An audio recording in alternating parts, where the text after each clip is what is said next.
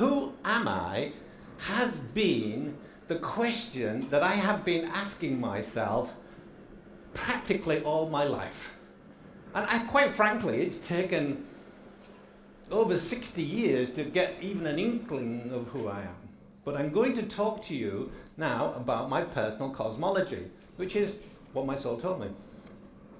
And I'm going to lay this out for you, and this may not be your cosmology, and that's fine, but anyhow, I just want to share what I have discovered, and has meaning for me.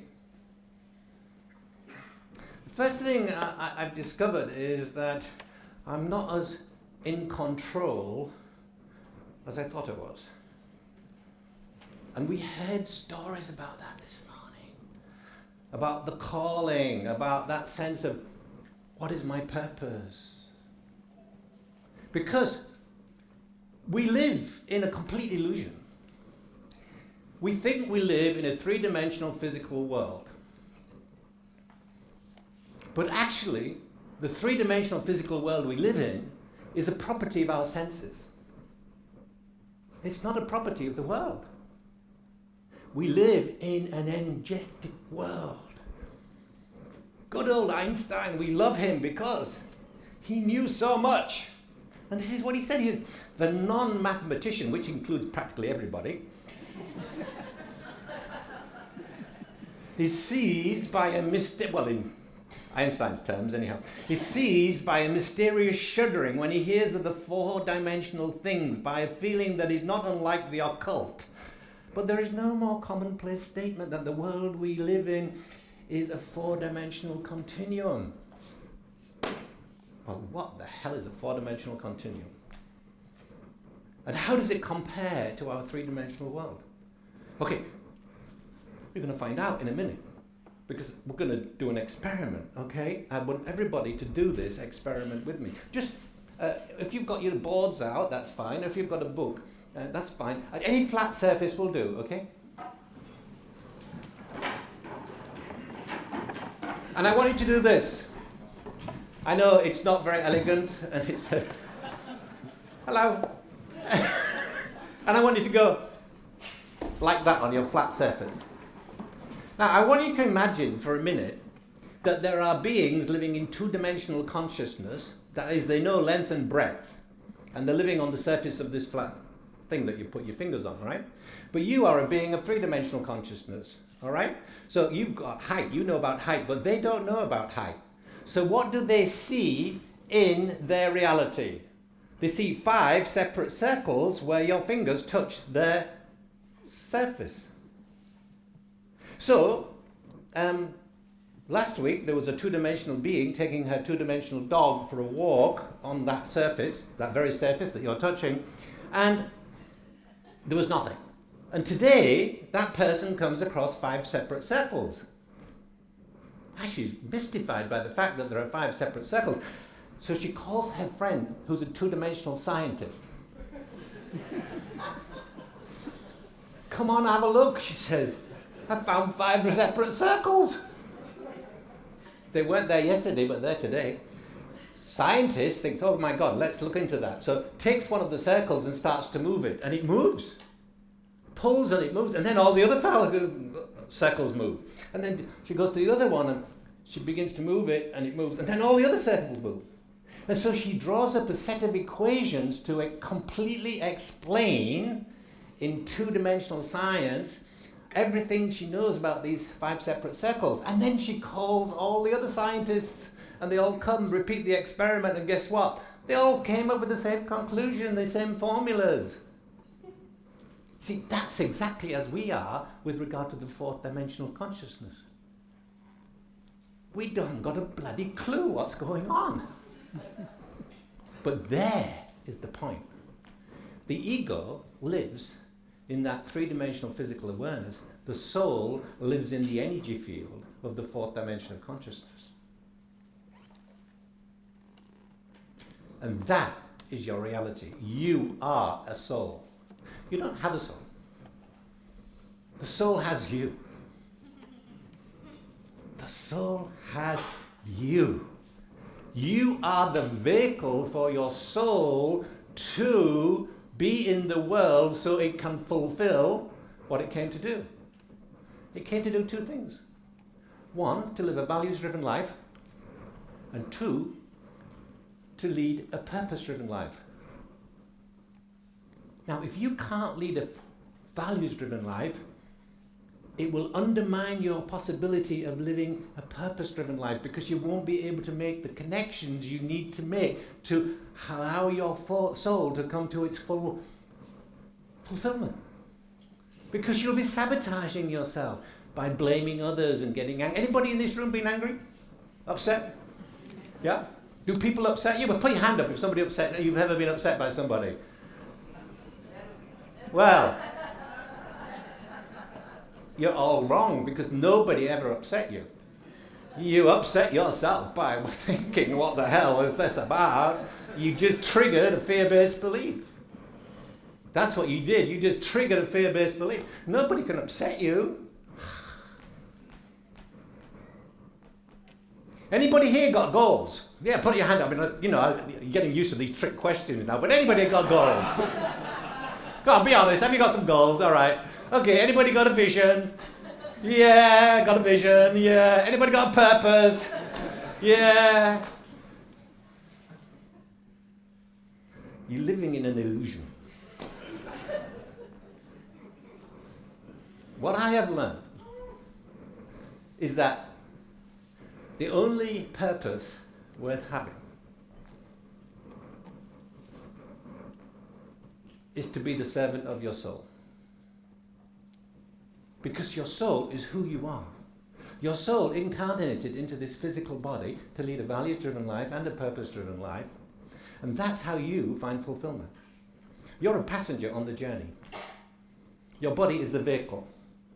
The passenger is the ego. Until the ego gets out of the way, the soul can't do too much. And that's why we get depressed. Because the soul is sad. Depression is the sadness of the soul, that not being able to fulfill what it came to do. So is your soul sad? Just take a moment to talk to your neighbour. Is your soul sad, or is your soul joyful? Just have 1 minute conversation with a neighbour.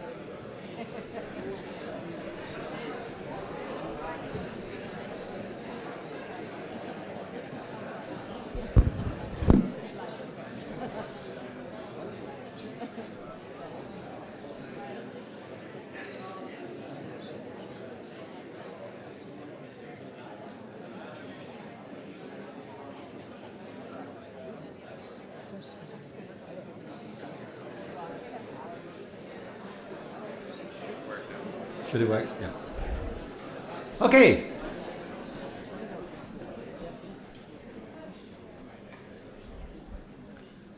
So what is your reality? Your reality is your energy field. Your reality is your energy field. And so when we've been hearing people say today talk about body, read energy field. You see, we speak a three-dimensional language. It's based on on our physical world we live in. When you get to understand the fourth dimension, you have a different language completely. Because you things like altruism, you can totally take out of the dictionary. Anybody think they know what altruism is? It's about, giving to somebody else, and that makes you kind of feel good, and that's called altruism. Well, you see, there isn't anybody else out there to give to. Because you're an individuated energy field of the universal energy field. That's who you are. You're an individuated aspect of the energy field. That's who you are as a soul. You're an individuated field. And that field is part of a huge field. And so when I give to you, oh my God, I'm giving to myself. Why wouldn't I want to give to myself? When you walk down the street and see the street cleaner, that's you. Do you talk to the street cleaner? Do you talk to those people you meet every day? You should do. Ask them this question. I learned this. You remember Ashley? Everybody remember Ashley? Ashley taught me so much, and this is what I think she taught me.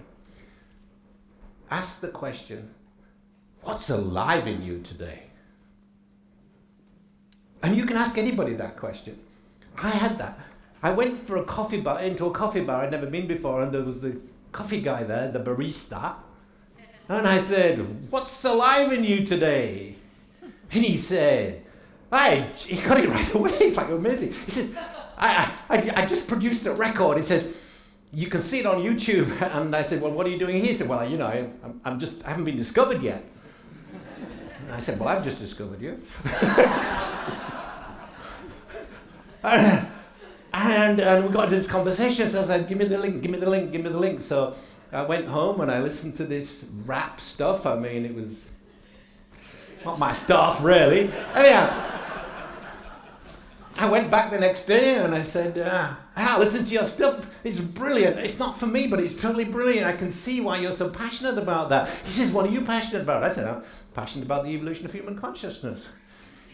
He says, have you got any books? I said, sure. What my soul told me. He takes out his phone and he goes, what my soul told me. And he downloads it right in front of my eyes. So I go back for lunch. He said, I've read the first 50 pages. I can write a song about this.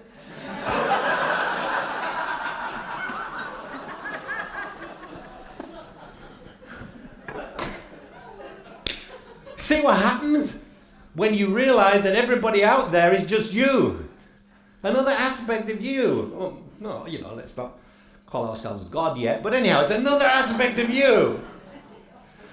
And so I highly recommend talking to everybody that you meet.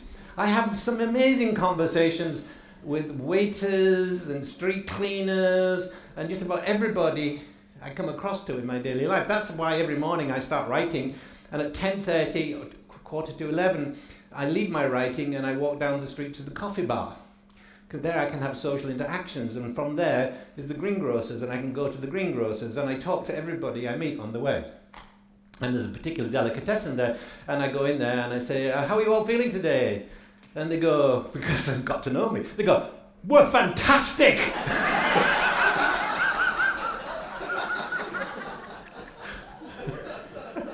Because they learn. It was simple, because I went in there, I got some of this, and they say, how are you? I said, I'm feeling fantastic. In fact, some days I'm beyond fantastic. And so, wow, you're spreading the joy of life, but actually you're really connecting to yourself. And that's what our speakers were talking about this morning, only they were using three-dimensional language. You get that? We were talking three-dimensionally about the quest. Because it is a quest. About our 31 practices, the values. And that's how we get hold of this stuff. But how we live it is energetically. You see, it's all about feelings. Anybody got any feelings? Have you got any feelings for me? Or shall I walk by again?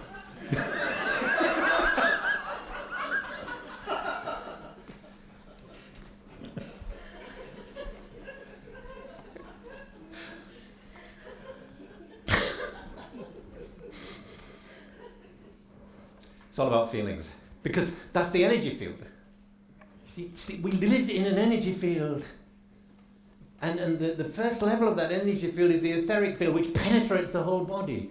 So whatever you're feeling in your body is actually in the energy field, okay? Now, the etheric field is the body's energy field, and next to that comes the emotional field, which is the ego's field, and after that comes the mental field, and beyond that is the spiritual field. and the whole field belongs to the soul, but the soul vibrates at such a high vibrational frequency of love, it can't penetrate into the denseness. And so how do we open up? Well, what I talk about in my book here is the 4 stages. First of all, connecting with your soul, then befriending your soul, trusting your soul, and finally becoming one with your soul. So how do we connect? Well, we have to clear our energy field in order to connect. In other words, we have to release the fear-based energies that are in our field or in our mind. All of those things that make us angry and upset are subconscious fear-based beliefs. If we don't do something about them, they're going to be with us forever. So personal mastery is so important. Leading self is totally important. You have to learn how to do that, because that is the individuation process where you let go of the fears so the soul, the energy of the soul can come through. The fear is a heavy vibrational frequency. You know, when you've had a stressful day, you feel heavy. You feel heavy because what you're feeling is that energy. And so the first step in connecting with your soul is to let go, find ways of letting go of fears, and mindfulness and meditation are perfect ways to begin to do that. And another couple of ways is to remind yourself that every event is neutral. And whatever you're thinking and feeling about it, you just made up. You made it up. It's like your story. Ha ha ha ha. She just pissed me off and I'm not going to talk to her anymore. Bloody story. A neutral event, you just made up a lovely story.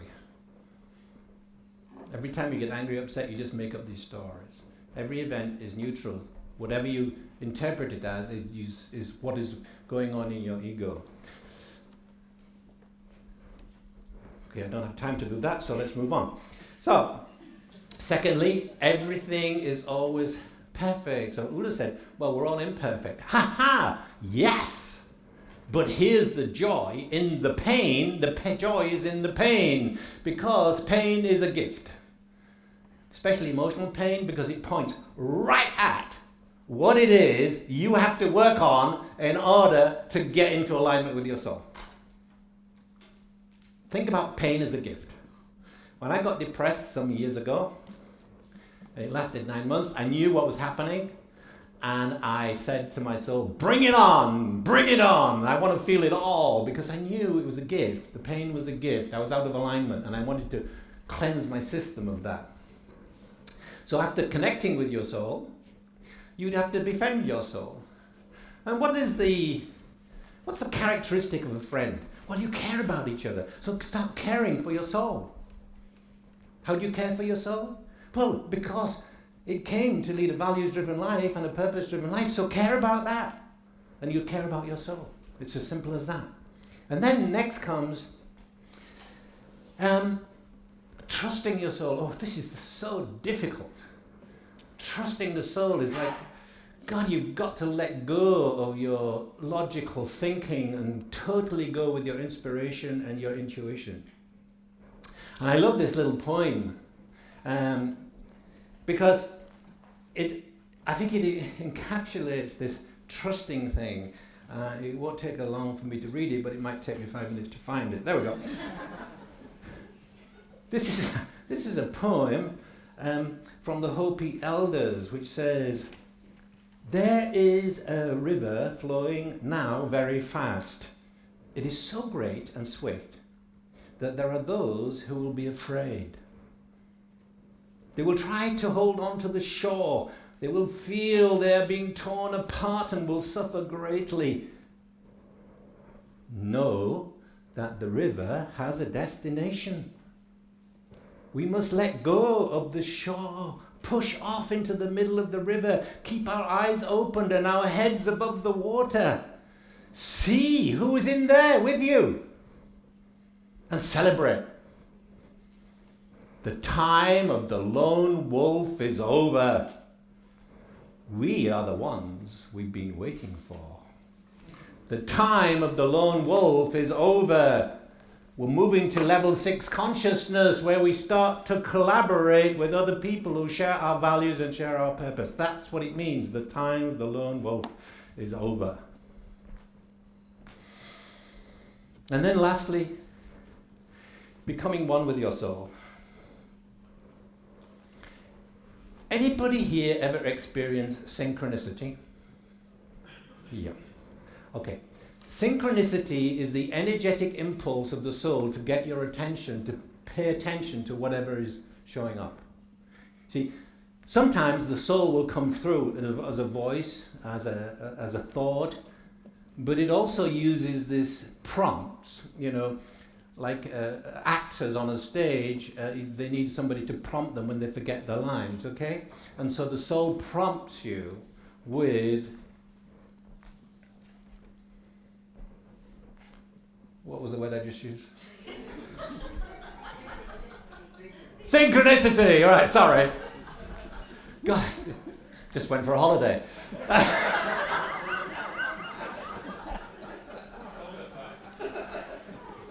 I just appeared into soul consciousness. Oh God, I'm so glad I'm back.